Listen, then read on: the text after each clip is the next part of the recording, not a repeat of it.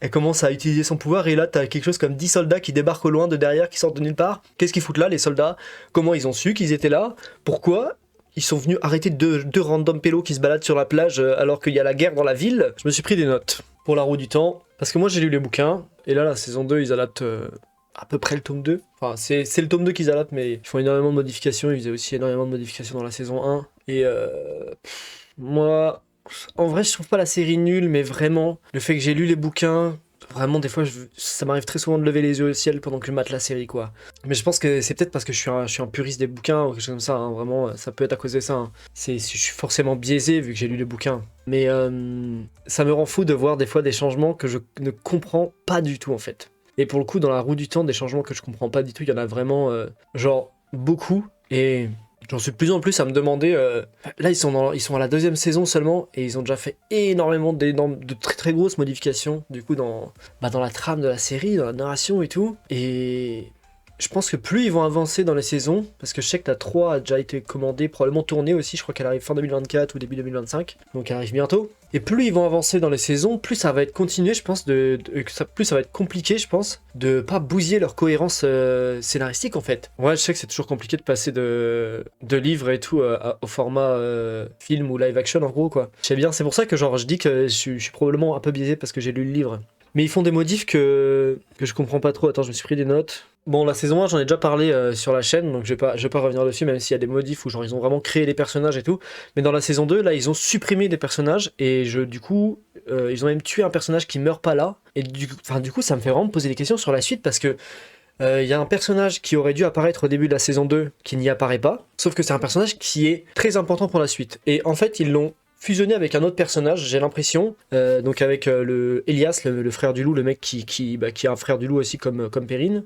Et en gros, normalement ça aurait dû être le chasseur de voleurs qui était là avec lui en plus, donc Julian, je crois qu'il s'appelle. Et il est pas là, et du coup, enfin si c'est bien là qu'il arrive, il me semble que c'est bien là qu'il arrive. Et du coup, je me dis que quand il doit être présent plus tard dans la série, parce qu'il va être présent dans plusieurs tomes encore après ce personnage, et du coup, comme ils l'ont pas fait apparaître là, bah je me demande quand est-ce qu'ils vont le faire apparaître du coup. Un autre truc dans la saison 1 où genre Rand ne rencontrait pas Elaine dans la saison 1 alors qu'il est censé rencontrer Elaine dans le premier tome, dans les bouquins. Du coup, il la rencontre à la toute fin de la saison 2, mais comme Rand est censé avoir une relation avec Elaine, bon, c'est un spoil, mais c'est cramé à la fin, on voit, vu comment ils se parlent et tout.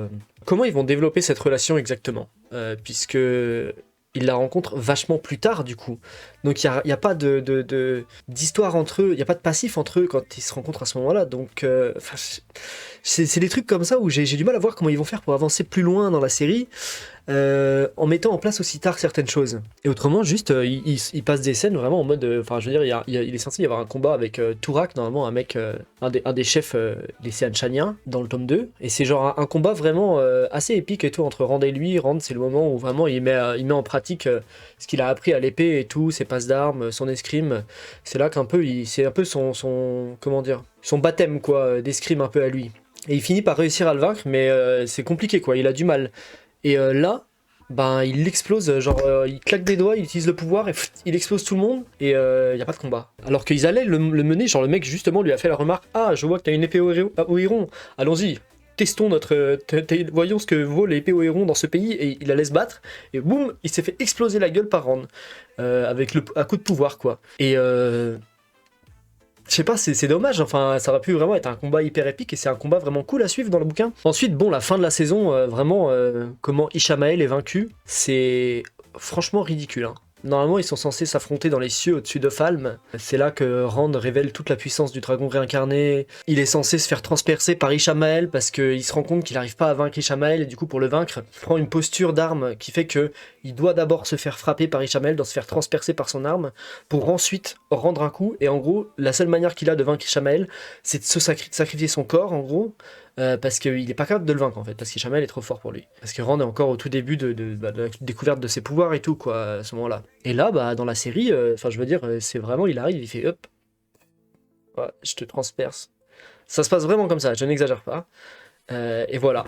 Et c'est ridicule, vraiment, c'est anticlimactique à souhait. Genre, la roue du temps, c'est souvent anticlimactique dans les bouquins, hein. Mais bon, pour des raisons, pour de bonnes raisons souvent. Là, il n'y a pas de raison. Enfin, c'est Egwene qui affronte le mec, alors qu'Egwene, elle est pas censée être aussi forte que ça. Enfin, elle est aussi forte que ça, mais pas à ce moment-là, elle est pas censée être aussi forte que ça.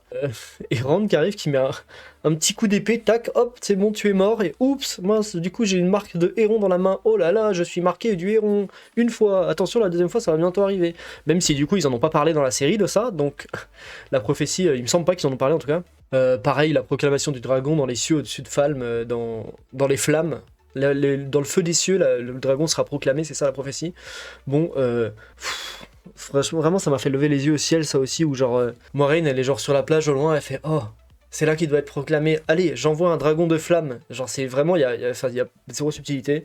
En plus, elle est sur la plage, là, elle est toute seule sur la plage avec l'âne. Il y a personne autour d'eux, personne n'est supposé savoir qu'ils sont sur la plage avec l'âne. Elle commence à utiliser son pouvoir, et là, t'as quelque chose comme 10 soldats qui débarquent au loin de derrière, qui sortent de nulle part. Qu'est-ce qu'ils foutent là, les soldats? Comment ils ont su qu'ils étaient là? Pourquoi ils sont venus arrêter deux random pélos qui se baladent sur la plage alors qu'il y a la guerre dans la ville? Ça n'a pas de sens, vraiment. J'ai vu la scène, j'ai vu le truc se faire, je me dis, bah attends, c'est juste vraiment une excuse pour foutre une baston pendant qu'elle incante son sort, moi, rien en gros, quoi. C'est vraiment, parce que là, il y avait aucune raison de foutre des mecs qui arrivent en courant derrière. Ils ont rien à foutre là, enfin, ça n'a aucun sens. Bref, qu'est-ce que j'ai vu d'autre là-dessus? Ouais, bah du coup, là, dans la série, c'est Matt qui transperce Rand, du coup, donc ça va être... parce que Rand, après, il va rester blessé, sa blessure, elle va pas cicatriser et tout pendant longtemps. Bon, là, au lieu que ce soit Ishamael qui transperce Rand, qui se transperce Rand avec sa lame, ils ont fait que ce soit Matt qui transperce Rand avec sa lame. Je comprends pas, en fait, c'est des choix que je comprends pas, en fait. Parce que pourquoi ils font ça? Je veux dire, ça aurait changé quoi que ce soit Ishamael qui le transperce avec sa lame ou Matt? Et c'est le genre de choix que je comprends pas, quoi. Parce que ça arrive pas dans la série, enfin bref. Et en plus... Mine a eu la vision de Matt qui transperce Rand, donc elle lui a dit non, attention, c'est toi qui vas le tuer. Au final, Matt transperce effectivement Rand, mais pas du tout comme on l'a vu dans la vision, alors que la vision elle est censée être exacte. Donc ça c'est pas la même, ça se produit pas du tout pareil que dans la vision. Du coup c'est hyper trompeur, enfin ça marche pas. La vision de Mine elle était censée être trompeuse, ok, mais ça marche pas là. Puisque la vision, c'est pas la même chose que ce qui se passe dans la réalité après. Donc, enfin, c'est vraiment en avoir rien à foutre et se dire, oh, on va faire ça comme ça, tiens, allez. Le réel, il s'est dit, on fait ça, vas-y. Ensuite, il a changé comme la scène, comment se passer derrière, quoi. Enfin, je sais pas si vous voulez faire ça, pourquoi ils ont pas fait Matt qui transperce Rand avec sa lance, du coup. Hop, comme ça, là, à coup de lance. Ça aurait été, pour le coup, là, enfin, ok, là, ce serait produit pareil. J'aurais rien à dire là-dessus. Au moins, s'ils veulent changer des trucs dans la série, qu'ils les changent de manière cohérente. Ou qui se foirent pas eux-mêmes dans les changements qu'ils font, parce que là, enfin, je sais pas ce que c'est, je sais pas pourquoi ils ont fait ça, mais je pense que c'est une erreur. Je pense vraiment qu'ils se sont trompés quelque part, ou qu'ils ont mal tourné le truc et qu'ils se sont rendus compte après. Je sais pas, mais c'est bizarre de faire ça. Vraiment, je vois pas l'explication pour le coup. Là, peut-être un des trucs les plus bizarres d'ailleurs. Enfin bref, je vais continuer de regarder. J'aime bien les Aiel autrement. Par contre, on a les Aiel, on a Aviendha, Bane et Shiad qui sont apparus enfin. C'est cool. En plus, elles sont cool. Aviendha, Bane et Shiad, elles sont vraiment cool. C'est des personnages hyper principaux. Elles sont vraiment très cool. Et j'aime bien. Je les trouve cool. Là, les actrices qui les jouent et tout, je les trouve cool aussi. C'est sympa. Voilà. Il y a beaucoup de trucs en vrai qui me saoulent un peu dans la série. En même temps, je la mate, j'aime bien quoi. Enfin, c'est ça qui m'énerve, c'est qu'il y a du potentiel vraiment à développer ça quoi. Ils auraient pu le faire bien en prenant un peu plus leur temps. Ça aurait coûté plus cher parce que ça aurait dû peut-être être fait en plus d'épisodes. Mais ouais, parce que du coup, ils compressent absolument tout. Et ils mélangent plein de scènes ensemble pour faire accélérer les choses en fait. Je vois bien que c'est ça qu'ils font. Je le vois bien quand ils ont fait rencontrer Rand avec Siuan Sanche.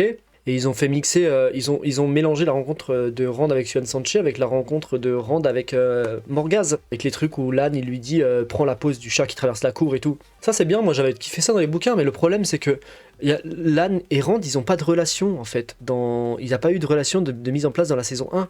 Normalement Lan et Rand ils sont censés bien se connaître parce que dans le premier tome, Lan il passe vachement de temps à voyager avec Rand et du coup il l'entraîne à l'épée et tout, d'où le fait qu'après il lui donne des conseils sur comment se tenir à la cour et tout, et les postures à prendre à la cour, parce que c'est son maître d'armes en fait, c'est son entraîneur, donc ils ont vraiment une relation de maître à élève tous les deux au début, mais là dans la série ils l'ont pas, ça marche pas du tout en fait. Les conseils, c'est pas très logique que Rand fasse confiance à ce point là à Lan en fait dans la série, parce qu'il a absolument aucune raison de lui faire confiance dans la série. Ils se sont très peu côtoyés, hein, Lan et Rand dans la saison 1, et dans la saison 2, ils se sont pas vus avant la moitié de la saison. Donc, c'est bizarre. En fait, quelqu'un qui mate juste la série, il peut pas y croire à cette relation. Moi, j'y crois. Moi, j'ai vu les bouquins. Je sais que Lan et Rand, ils sont vraiment ils sont très proches parce que Rand il a confiance en Lan, c'est son maître d'armes, c'est son entraîneur, c'est son mentor quoi. Mais là dans la série ça marche pas, on voit pas du tout que c'est son mentor. Enfin il y a à aucun moment on nous a fait comprendre qu'il avait un rôle de mentor pour lui,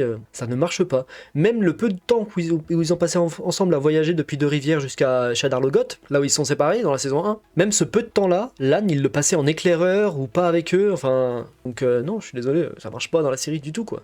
Et c'est le problème de la série, en gros, de manière générale, je pense que c'est bien résumé de dire que c'est trop compressé, ils ont sauté beaucoup trop de scènes pour accélérer les choses, je comprends, c'est extrêmement long, la route du temps, un tome déjà, c'est extrêmement long à lire, donc à adapter, c'est aussi extrêmement long, mais bon, les gars, vous vous lancez dans une série extrêmement longue, vous auriez dû le savoir, vous auriez dû, je sais pas, prendre les choses en main, faut vous assurer que vous puissiez le faire, et le taf, il a pas été fait, donc je trouve que c'est pas respectueux envers l'œuvre originale, en fait. De tout écraser comme ils le font là. Alors que pourtant la série c'est le bon format pour adapter La Roue du Temps. Un film ça aurait vraiment pas pu marcher. Adapter un tome de La Roue du Temps en un seul film ça aurait été je pense... ça aurait dû être un film de 4 heures quoi. Un Seigneur des Anneaux par exemple. Et même Seigneur des Anneaux ils ont supprimé beaucoup de choses. Après bon ils l'ont bien fait pour le coup dans le Seigneur des Anneaux. Mais ouais je pense que en fait c'est trop compressé. Il n'y a pas assez d'épisodes. Et ça pour moi c'est vraiment ça le problème qui se dégage principalement. Voilà. Bref, de toute façon je mettrai la saison 3, genre, je redirai ce que j'en penserai je pense quand je l'aurai maté. Je ferai peut-être même du coup la saison 3 quand elle sortira, peut-être que je ferai épisode par épisode, j'en sais rien, on verra bien. Ce sera peut-être mieux pour décortiquer les trucs et tout. Pour l'instant j'avoue que je suis assez déçu, je trouve pas que c'est de la merde, parce que je sais que c'est compliqué à adapter La Roue du Temps, donc je dirais pas que c'est de la merde non plus. Et franchement, je trouve qu'ils font plutôt un bon travail sur les personnages individuellement. L'évolution des personnages de manière individuelle, je trouve qu'elle est bien faite. C'est juste leur alchimie les uns avec les autres, les relations, machin, qui marchent pas en fait. Il y a trop de trucs qui sont sautés. Mais je mettrai la saison 3 et puis on verra ce que j'en pense. Je pense que la saison 3, ça va un peu être un tournant. On verra s'ils arrivent à tenir leur cohérence scénaristique. Je vous avoue que, par contre, si je vois une épée dans les mains d'un Aiel, j'arrête la série. Hein. Vraiment, je vais péter un câble. C'est vraiment le truc que je veux. Enfin, s'il y a un truc de ce niveau-là qui se produit dans la série, où genre vraiment les mecs n'ont pas compris l'œuvre, par exemple, typiquement, s'ils foutaient une épée dans les mains d'un Aiel, ce serait le cas. Bon, là, je pense que là, ce serait la goutte de trop, quoi, mais pour l'instant, ça va. Disons que la coupe, elle est pas encore pleine, quoi. Voilà.